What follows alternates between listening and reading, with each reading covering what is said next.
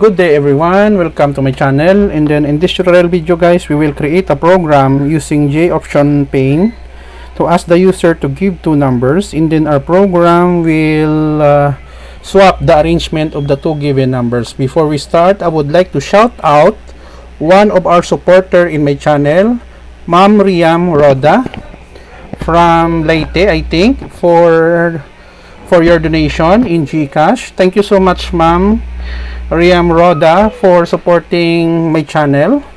So if you want to support my channel, I have a GCash account for those supporters in the Philippines. I have also for international viewers and subscribers or visitor. If you want to support my channel, I have also other accounts other than GCash, PayPal. I have also a PayPal account. Thank you so much in advance for your support.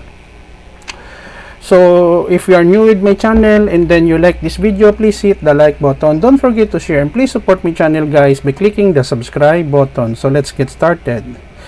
So here we have before I'm using Eclipse as my IDE.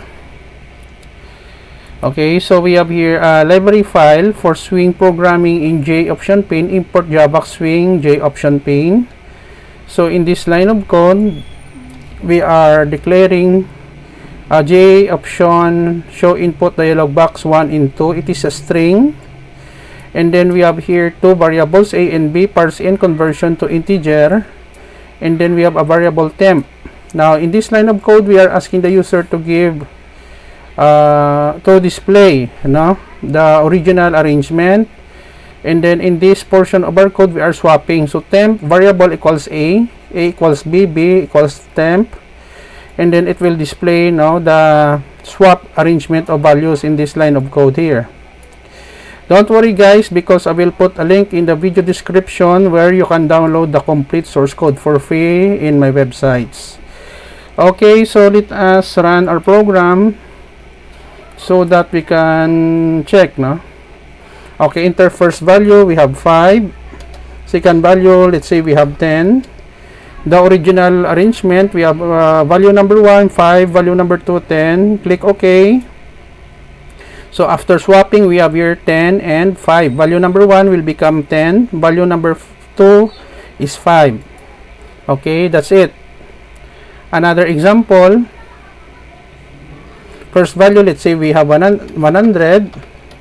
Second number integer is 200. First value number 1 is 100. Second value number 2 is 200. After swapping, value number 1 200, value number 2 100. Click OK. Okay, so this is the end of our tutorial video on how to use JOptionPane to accept input, and then we swap the two given numbers in Java programming language. Thank you so much guys for watching. Don't forget to like, share, and please support my channel guys by clicking the subscribe button. See you in the next video tutorial guys. This is your friend Jake saying bye bye for now.